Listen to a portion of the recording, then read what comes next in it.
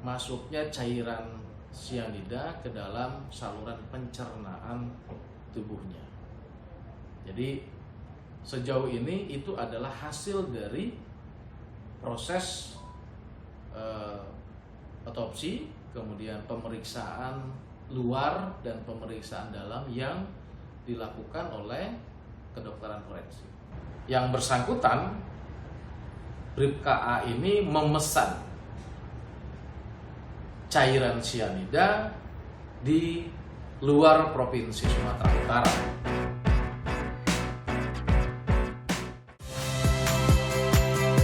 Saya Magister Tarigan.